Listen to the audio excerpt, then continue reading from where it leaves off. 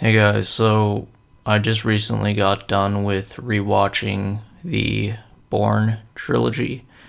It's a trilogy that I saw, I would assume I was probably about 10 years old, and I probably didn't watch it ever again until I was like 21 maybe, and I recently rewatched it again for like a second or third time this past couple days, and I thought it's a great time to do a nice review of the Bourne trilogy. And we're just gonna take it easy here. I'm not gonna do like a whole synopsis. I'm just gonna like talk about certain things. I think I kind of have like a unique take on it or a unique opinion on it. Today is the day actually that I'm gonna be playing the new Doom game, Dark Ages, for the first time, and I'm gonna record that tonight.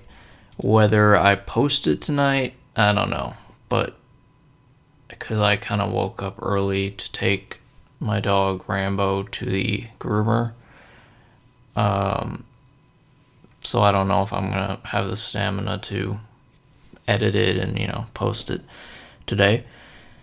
But you have that to look forward to. It's gonna be like full circle. So yeah, I got my IMDb open. We're gonna start with the first movie, which is called The Bourne Identity. I would say about these three films, they're very unique and they're definitely like a must-see action franchise slash trilogy or movies. So the guy that directed it is a guy named Doug Lyman, and he has a really, really unique style. He sort of uses that shaky cam, which, in my opinion, can sometimes be a cliche and kind of doesn't work. But in this film, it really works, and it really helps to increase the anxiety and the sort of naturalism of the three movies. And I would say that's one of the best things and most unique things about the Bourne trilogy.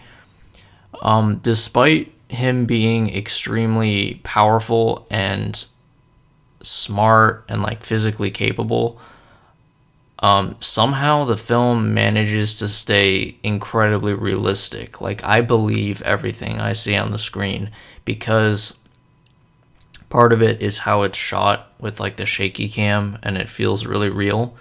And then the other part of it is just like the smartness of the writing, which we'll get into a little bit later. But about this first film, Bourne Identity. Bourne Identity is definitely my least favorite of the three.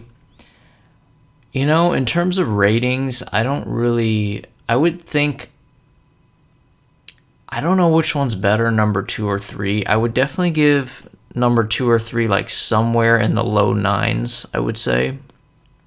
And then this movie I'd give like high eights. So I would say Bourne Identity is like a very good movie. The last two are great films. Here's one of the problems I have with Bourne Identity compared to the other two. And I wouldn't honestly change it because I think it serves its purpose. But it is kind of like very depressing in how it's shot. Like, it's very gray. Everything is really gray and gloomy compared to the other films. But like I said, it kind of does serve its purpose because it is a depressing story overall. Like, it's a strange concept. It's about an assassin who sort of has amnesia and basically his moral conscience comes through, but his training is still there.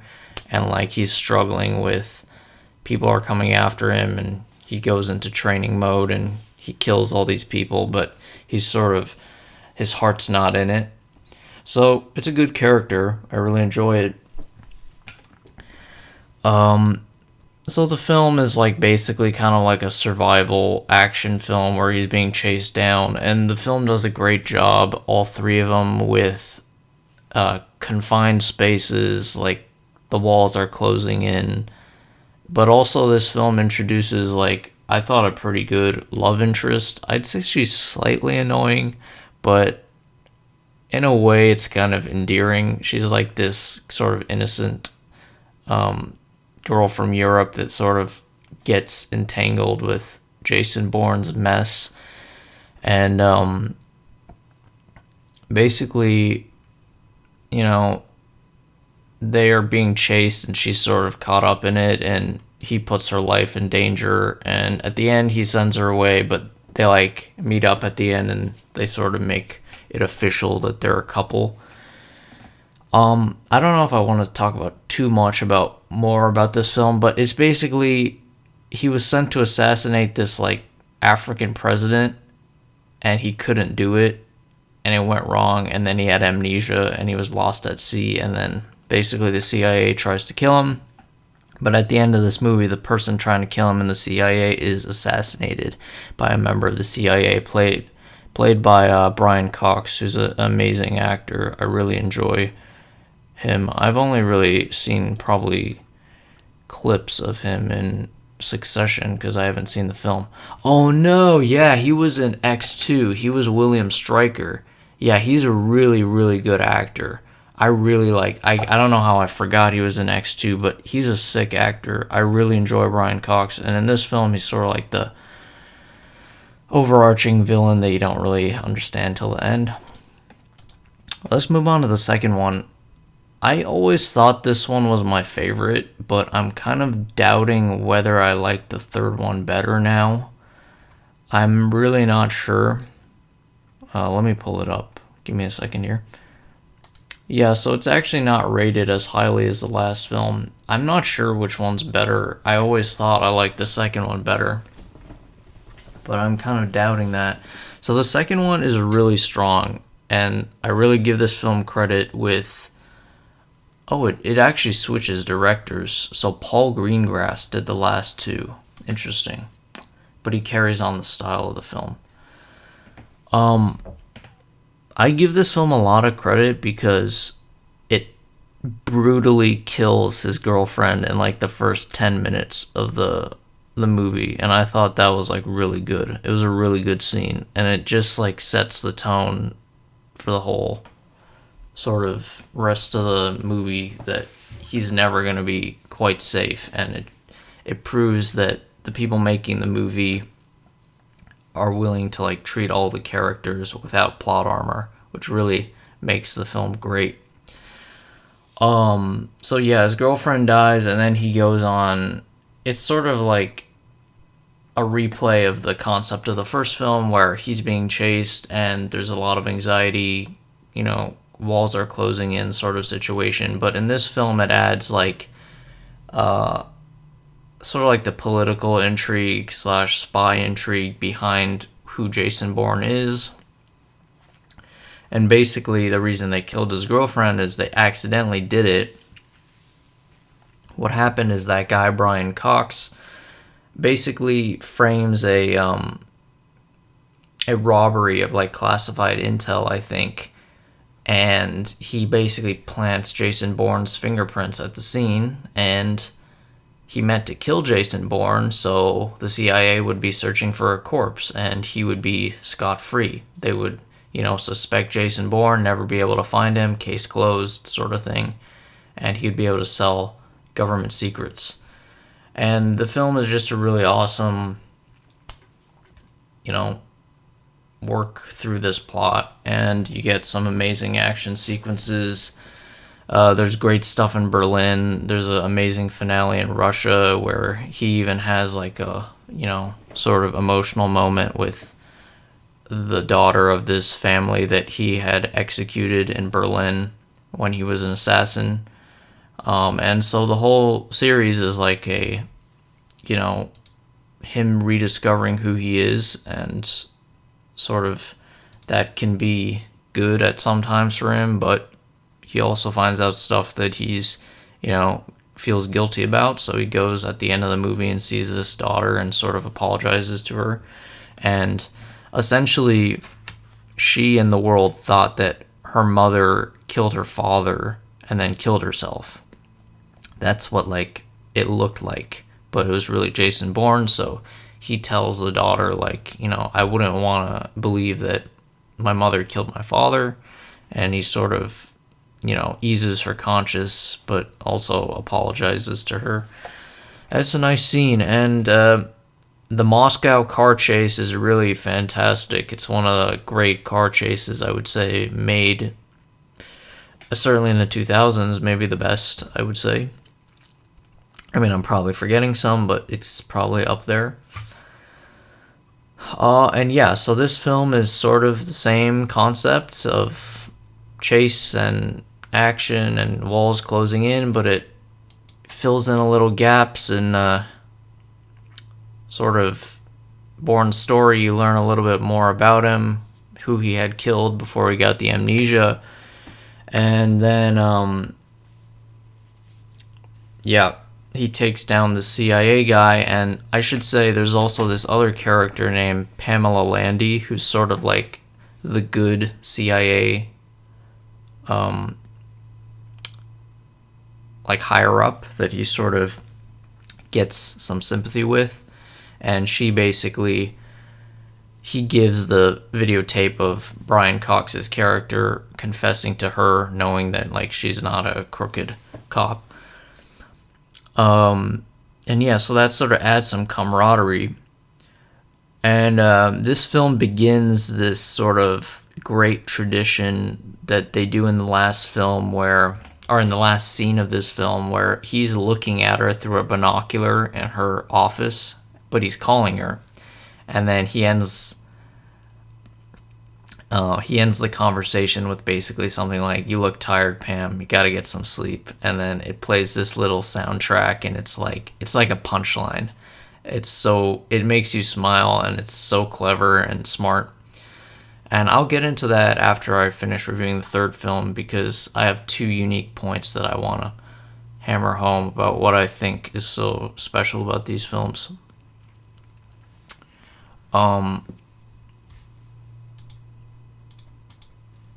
So the last film that, I think probably is my favorite now that I've watched it again. I think it probably is. This is the film where you get to see who Jason is, where he came from, what's his, real name, all this. These movies are a little complex, especially for typical action films. This film actually goes back in time to the last scene. So the last scene of the second movie actually happens, more than halfway through this third movie. So we're actually seeing stuff that's chronologically would have taken place during the second movie, but we didn't see the first time. So it's actually kind of complex. You definitely got to pay attention. It goes without saying, great action, some great chase scenes, same concept of the anxiety. But this time, Bourne sort of gets to see who he is, and basically it all starts with this journalist who has a source who reveals stuff about Jason Bourne, and it's printed in the newspaper.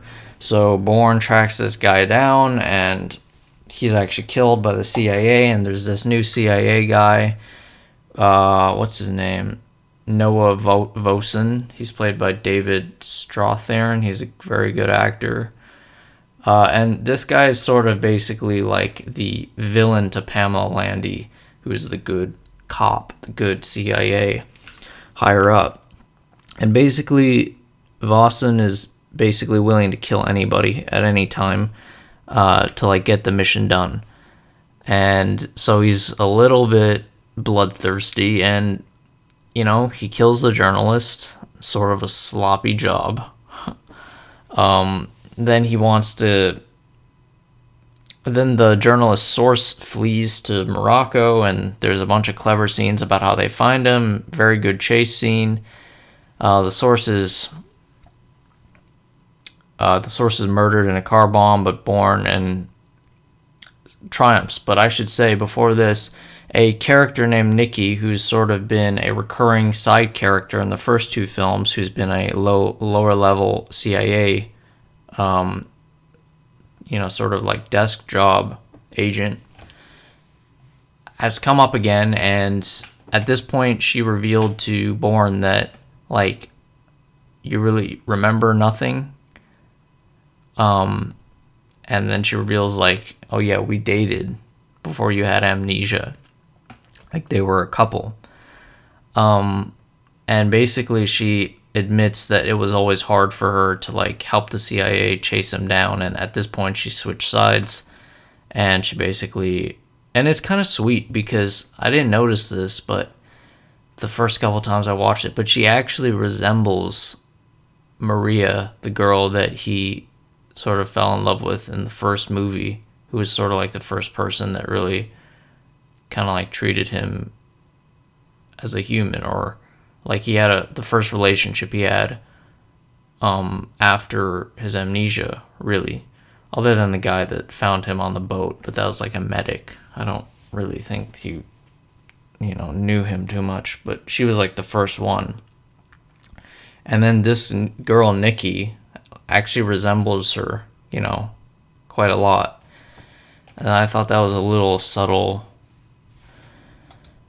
little thing there that I liked.